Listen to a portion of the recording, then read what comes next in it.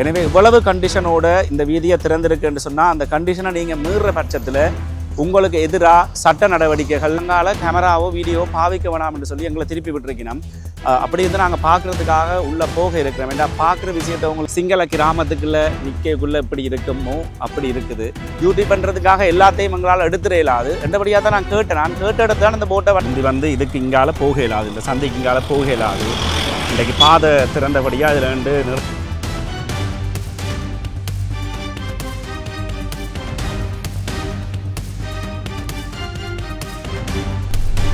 அனைவருக்கும் வணக்கம். மீண்டும் ரஜீவன். இன்றைக்கு இந்த வீடியோ நாங்கள் பலாலி ரோட்டால் நேராக போகிறோம். அப்படி என்று சொன்னால் பலாலி ரோட்டால் ஒரு குறிக்கப்பட்ட அளவுக்கு மேலே தூரத்துக்கு மேலே நாங்கள் போக இல்லாது. காரணம் என்னென்னு சொன்னால் உயர் பாதுகாப்பு வலயமாக அந்த வீதி இருந்தது. இன்றைக்கு 35 வருஷத்துக்கு பிறகு அந்த வீதி திறந்திருக்கிறதா கேள்விப்பட்டான். அதைத்தான் வீடியோ எடுக்க வந்திருக்கிறேன். என்னுடைய சேனலை நீங்கள் இப்போ தான் முதல்ல பார்க்குறீங்கன்னு சொன்னால் மறக்காமல் சப்ஸ்கிரைப் பண்ணிவிட்டு பாருங்கள். அப்போ தான் நான் போடுற வீடியோக்கள் எல்லாம் உங்களை சேரும். தொடர்ந்து வீடியோ பார்த்து கொண்டு கதைக்கலாம். இந்த இதில் பாருங்கள், இராணுவ குடியிருப்பு பலாலி என்று போட்டிருக்குது.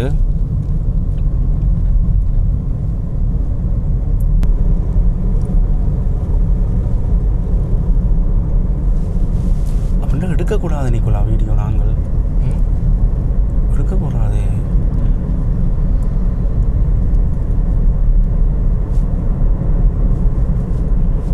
இப்போ அதில் நாங்கள் பார்த்துருந்தாங்க, அதாவது பலாலி இராணுவ குடியிருப்புன்னு அந்த போட் போட்டிருந்ததானே பெரிய வளைவு மாதிரி.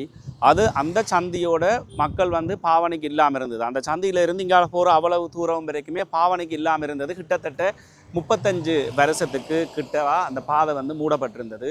இன்றைய தினம் அதை திறந்து வச்சிருக்கிறாங்க. ஆனால் அதுவும் எப்படி என்று சொன்னால் அந்த வளைவுக்கு இங்கால வரைக்கும் வீடியோ எடுக்கலாம், அதை பற்றி பிரச்சனை இல்லை. ஆனால் இப்போ பார்த்தீங்கன்னு சொன்னால் இதில் இருக்கிற இந்த பாயிண்ட், இதுக்கு அங்கால கேமராவோ வீடியோ பாவிக்க வேணாம் என்று சொல்லி எங்களை திருப்பி விட்டுருக்கணும்.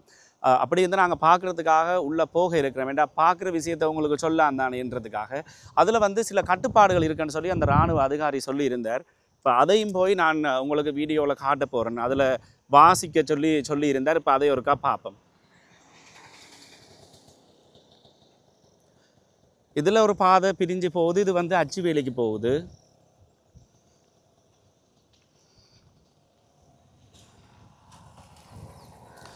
அதி உயர் பாதுகாப்பு வலயமாக இருந்த இந்த வீதியை இன்றைய தினம் திறந்து விட்டுருக்குறாங்க. இதில் மேலே பார்த்தீங்கன்னு சொன்னால் அதில் மேலேயே போட்டிருக்கு அதி உயர் பாதுகாப்பு வலயத்தின் அறிவித்தல்கள் என்னென்னு போட்டிருக்குது. அதாவது பாருங்கள், இந்த வீதியானது பலாலி அதி உயர் பாதுகாப்பு வலயத்தினுள் அமைந்துள்ளது. இராணுவ குடியிருப்பினூடாக செல்லும் வீதியாகும். இந்த வீதியினூடாக பயணிக்கும் அனைவரும் கீழ்காணும் அறிவுறுத்தல்களை பின்பற்றுதல் வேண்டும். அதிலே முக்கியமாக வீதி திறக்கப்படும் நேரம் போட்டிருக்கு. நான் நினைச்சேன் வீதி ஃபுல்லாகவே திறந்திருக்கணும் என்று சொல்லி.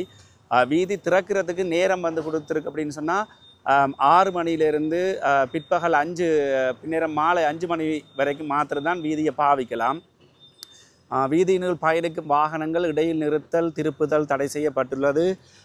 இதில் பார்த்தீங்கன்னு சொன்னால் வீதியில் பயணிக்கும் சந்தர்ப்பத்தில் வீதியில் இருபுறமும் புகைப்படம் எடுக்கிறது, அதே நேரத்தில் வீடியோ எடுக்கிறது தடை செய்யப்பட்டிருக்கிறது. இந்த வீதியில் நடைப்பயணங்கள் தடை செய்யப்பட்டிருக்கிறது. வாக்கிங் கூட நீங்கள் போகலாது. பேருந்துகள் தவிர்ந்த ஏனைய பார ஊர்திகள் செல்லலாதுன்னு போட்டிருக்கு. இந்த நோட்டீஸை நான் ஒரு ஃபோட்டோ ஒன்று எடுத்து வைக்கிறேன்.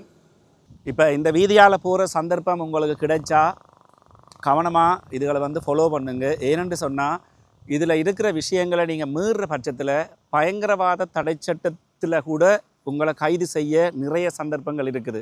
ஏன்னு சொன்னால் இது அதி உயர் பாதுகாப்பு வலயத்தை மட்டுப்படுத்தப்பட்டுத்தான் இந்த வீதி மக்கள் பாவனைக்காக திறந்து வைக்கப்பட்டிருக்கிறது.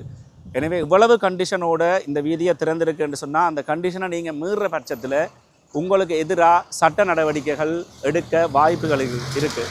ஏன்னு சொன்னால் அதில் எங்களை மறித்த அந்த இராணுவ அதிகாரி சொல்லியிருந்தார், இடையில போலீஸ் நிற்குது, நீங்கள் தப்பித்தவறி செல்ஃபோனை எடுத்து எங்கேயாவது எடுத்து அல்லது யூடியூப்லேயோ அங்கே இங்கே போடுற பட்சத்தில் உங்களுக்கு தகுந்த நடவடிக்கை எடுக்கப்படும் என்று சொல்லி. அதனால் இந்த வீதியை பாவிக்கிறதா இருந்தால் கொஞ்சம் கவனமாக பாவிங்க. இதில் ஒரு அரச மரம் இருக்குது, பெரிய பெரிய மரங்கள் இருக்குது. இப்போ அதில் நிற்கிற மரம், அந்த மரங்களுக்கெல்லாம் வயசு ஒரு 40, 45, 50 இருக்கலாம். அதாவது இந்த பாதை மூடைக்குள்ளே இந்த மரங்கள் ஒரு சின்ன மரமாக இருந்திருக்கலாம். இவ்வளவு காலம், அதாவது நான் நான் பிறந்ததுக்கே இப்போ தான் முதல்ல இந்த பாதைக்கு வந்திருக்கிறேன். அதான் உண்மை. இதுக்கு முதல்ல ஒருக்கா பலாலியால் வந்து ஃப்ளைட்டில் வந்து பயணம் போயிருந்தேன் நான். அந்த சமயத்தில் இந்த பாதையால் தான் வந்தனான்னு எனக்கு தெரியலை, அல்லது வேறு ஏதாவது ஒரு பாதையால் பலாலியா போட்டு கூட்டிகிட்டு போயிருப்பினோம். ஆனால் இவ்வளவு காலம் கழித்து இந்த இடத்தை வந்து பார்க்கக்குள்ள எப்படி இருக்குதுன்னு சொன்னால், முழுக்க முழுக்க ஒரு சிங்கள கிராமத்துக்குள்ளே நிற்கக்குள்ளே எப்படி இருக்குமோ அப்படி இருக்குது.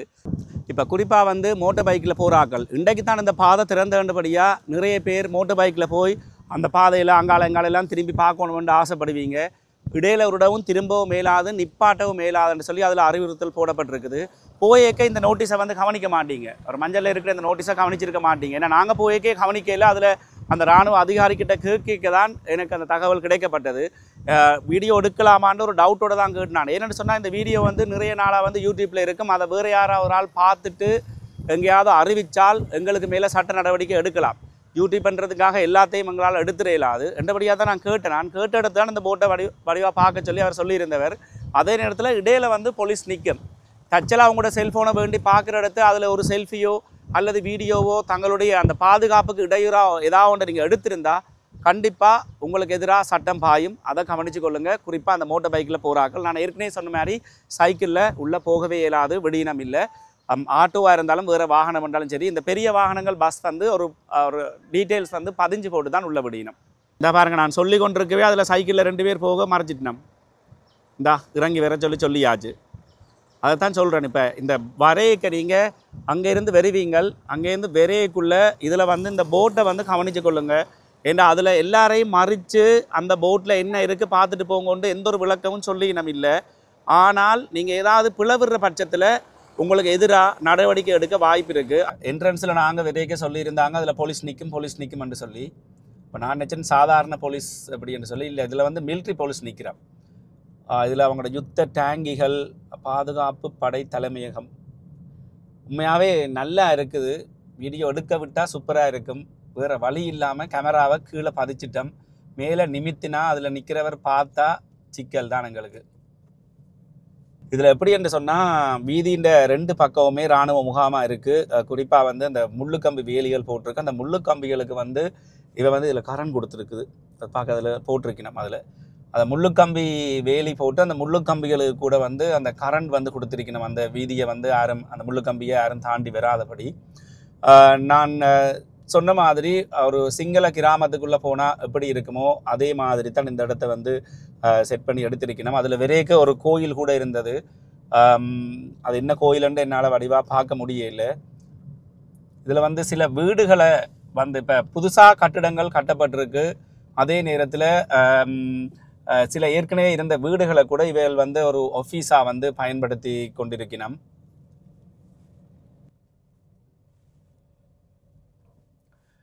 இதான் அந்த பலாலி சந்தி, ரைட்? இதைத்தானே இந்த ஐயா சொல்லிட்டு போனது, பலாலி சந்தியில் ஆக்கள் நிறைய நிற்கணும்னு சொல்லி.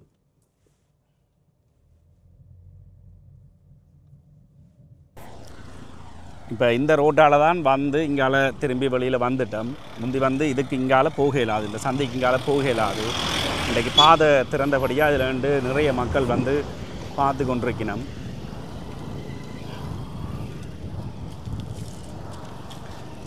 விளையாட்டு மைதானம் பொதுமக்களுக்காக திறக்கப்பட்டுள்ளது.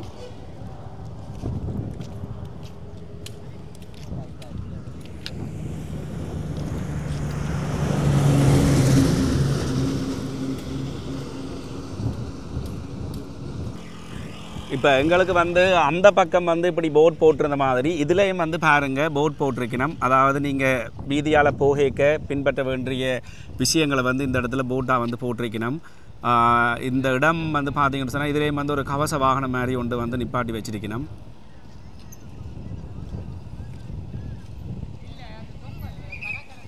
இதில் சந்தியிலே வந்து பார்த்தீங்கன்னு சொன்னால் ஒரு கட்டிடம் மாதிரி கட்டி இருக்குது. அது மக்கள் பாவனைக்குரிய இடம் என்று அதை போட்டும் போட்டிருக்கணும்.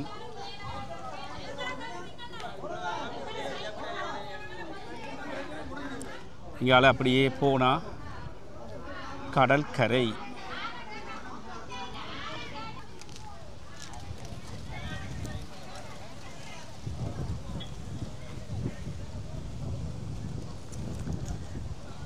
இதில் வந்து சன்செட் கோர்னர் என்று சொல்லி எழுதியிருக்குது.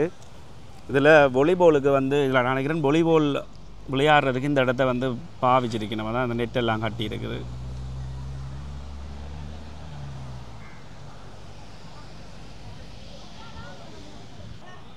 சரி நண்பர்களே, இதோட இந்த வீடியோ வந்து நான் முடிக்கிறேன்.